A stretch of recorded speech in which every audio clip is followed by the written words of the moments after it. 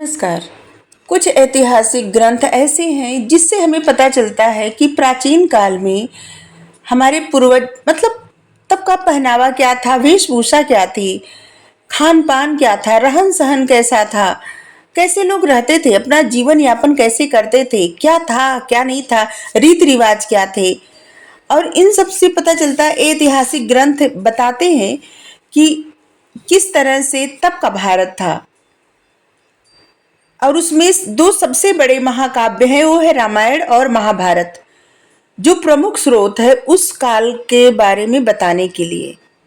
और ये ग्रंथ तत्कालीन सामाजिक धार्मिक अवस्था पर प्रकाश डालता है, उस समय क्या था, और राजनीतिक घटनाओं के बारे में भी बताता है। लेकिन कुछ लोग इन दोनों ग्रंथ को इतिहास मानने के लिए तैयार नहीं, जबकि ये इतिहास ही है। लोगों को लगता है नहीं, ये सिर्फ पौराणिक महाकाव्य है।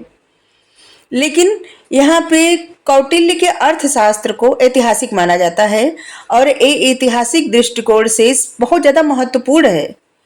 यह पुस्तक राजनीति के आधारशिला भी समझी जाती है। चंद्रगुप्त मौर्य की शासन व्यवस्था का पूरी तरह से इसमें विवरण है, और इस पुस्तक को पर्याप्त रूप से माना जाता है कि जो इस पुस्तक को पूरा पढ़ ले उसको राजनीति के पूरा ज्ञान हो सकता है। और उसी तरह बाण भट्ट की हर्षचरित्र है। हर्षचरित्र हर्षवर्धन के जीवन काल का है, लेकिन ऐसे लगता है कि जैसे जिस तरह से हर्षवर्धन का जीवन था ना, कुछ ऐसे युद्ध थे, जिसमें एक ऐसा युद्ध था जिसमें हर्षवर्धन हार गया था, लेकिन बाण भट्ट उसमें उसका विवरण नहीं दिए हैं। तो इस तरह से ऐसे लगता है कि जैसे बाण भट्ट इतिहास के साथ जस्टिस नहीं किए हैं, न्याय नहीं किए हैं। और यहाँ पे एक और पुस्तक है, वो है राजत रंगिणी, कल्हड़ की राजत रंगिणी, जो कि 12वीं शताब्दी तक कश्मीर के इतिहास का वर्णन करती है। और इसको ऐतिहासिक पुस्तक का दर्जा मिला हुआ है, और सबसे पहले ऐतिहासिक ग्रंथ यही है, कल्हड़ की राजत रंगिणी।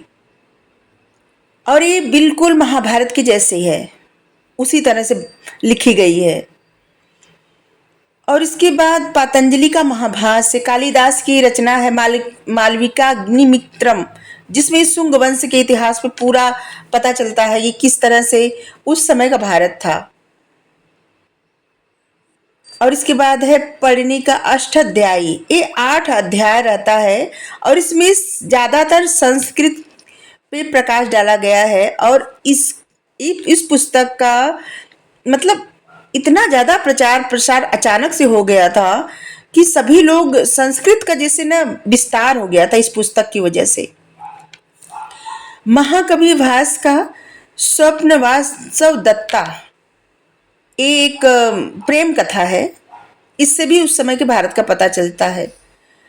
और प्रतिज्ञा, योगंधरायण, संध्या का नंदी, रामचरित, आनंद भट्ट की बल्लाल चरित, इसमें बल्लाल देव का चरित्र है। पद्मगुप्त का नवसाहसांक चरितम, बिल्हड़ का विक्रमादेव चरितम, नगनिक का पृथ्वीराज विजय। पृथ्वीराज एक ऐसे सम्राट थे, एक ऐसे राजा थे जिनके बारे में इतिहास में इतना लिखा ही नहीं गया है, जबकि लिखा जाना चाहिए था। एक पेज भी नहीं भरा है उनके बारे में लिखा गया, ऐसे ही इतिहास पढ़ाया जाता है क्या।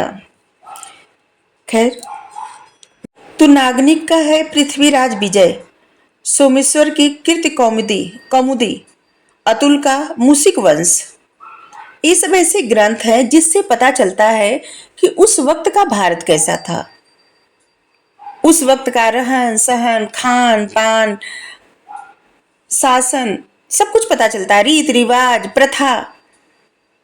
इसी से पता चलता, इसी से जानकारी मिलती है कि कैसा क्या था।